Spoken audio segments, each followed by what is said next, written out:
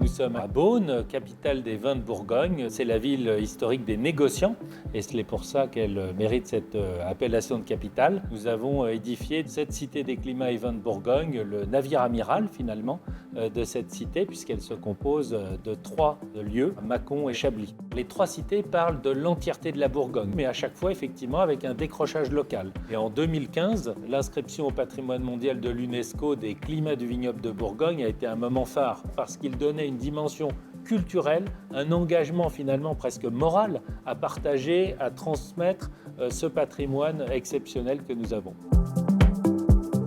Dans la cité, finalement, ce que nous mettons en valeur, c'est un modèle de viticulture, de terroir, qui est vraiment spécifique à la Bourgogne et qui a inspiré le monde entier. En Bourgogne, voilà, c'est vraiment ce lien à la terre qui a fait l'importance de ces vins, chaque parcelle produisant un vin différent en fonction de ses spécificités et puis naturellement du travail de l'homme derrière.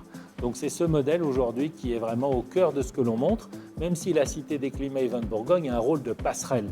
Elle n'est pas là pour tout raconter et tout montrer, elle est là pour donner les clés de compréhension et donner envie aux visiteurs d'aller voir les vraies vignes, les vraies caves, et c'est pour ça que nous ne les reproduisons pas en interne.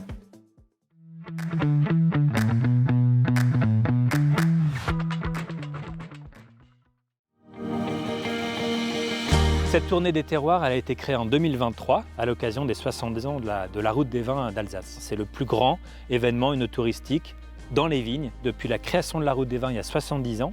La première chose qui est inédite, c'est son caractère itinérant, puisque c'est une itinérance sur 15 dates, 15 dimanches successifs, dans 15 lieux différents. Et donc le parti pris de cette tournée des terroirs, ça a été à chaque fois de s'immerger de manière totale dans les vignes, au cœur des vignes, en plein air, au cœur des terroirs, dans des paysages qui sont absolument magnifiques. Le deuxième parti pris, c'est 15 dates avec une ossature unique, c'est-à-dire un bar éphémère, un DJ set, un espace de restauration avec des plats locaux mais aussi de la cuisine du monde, et puis 3 types d'ateliers, atelier dégustation, atelier en mouvement et atelier d'approfondissement pour cibler l'ensemble de nos publics cibles, que ce soit amateurs ou consommateurs aguerris.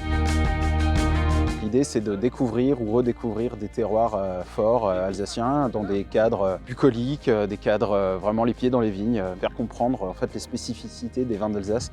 Donc aujourd'hui, on est adossé à cette montagne vosgienne, on a une protection un petit peu particulière face au climat et en fait le plus simple de comprendre en fait tous ces éléments, c'est de venir sur place et de découvrir les endroits où pousse le raisin qui deviendra plus tard du vin d'Alsace.